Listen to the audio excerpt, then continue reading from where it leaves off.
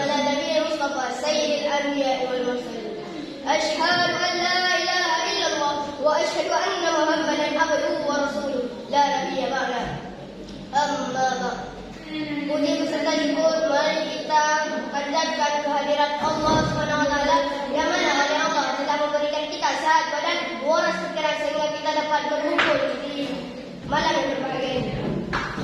Salawat beserta salam mari kita sanjung sajikan ke pangkuan alam Nabi besar Muhammad sallallahu alaihi wasallam.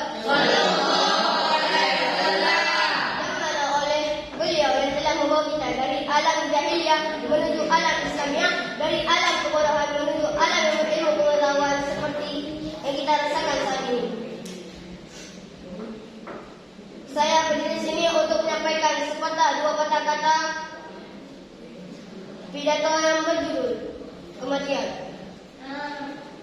Ingatlah saudara-saudara apa yang telah difirmankan oleh Allah Subhanahu wa taala dalam kitab suci Al-Quran surah Al-An'am ayat 32 yang berbunyi A'udzu billahi minasyaitonir rajim. Bismillahirrahmanirrahim. Wa man hayatud dunya illa la'ibun wa lahun wa lad-darul akhiratu lil ladzina yattaqun afala ta'qilun. Artinya, dan tidakkah kehidupan ini hanyalah selain dari main-main dan sedang sungguh kampung akhirat itu lebih baik bagi orang-orang yang bertakwa. Hadirin dan hadirat yang berbahagia, banyak orang mengatakan bahwa ia akan terus hidup selama-lamanya dan dapat menikmati kehidupannya. Padahal kematian tidak akan melalaikan seseorang walaupun dia berdiri di rumah yang megah kokoh. Itu hanya sebagai cobaan baginya. Allah memberikan gambaran dalam kitab suci Al-Quran surah Al-Anfal ayat 28 yang berbunyi Bismillahirrahmanirrahim. Innamal amwalukum wa auladukum fitnatun wa anna Allaha indahu ajrun 'azim. Shadaqallahu alazim. Artinya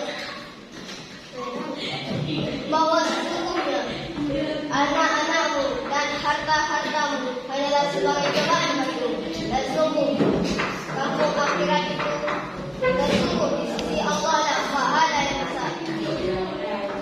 Di samping itu banyak orang yang akan merasakan kematian walaupun dia berada di benteng yang kokoh. Dia akan merasakan kematian. Kematian disebabkan oleh beberapa faktor. Yang pertama, faktor karena gugur. Contohnya seperti seorang bayi dalam kandungan yang seadanya telah gugur. Yang kedua adalah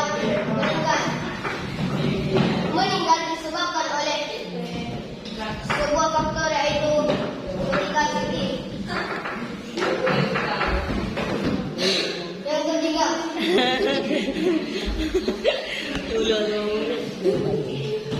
orang yang wafat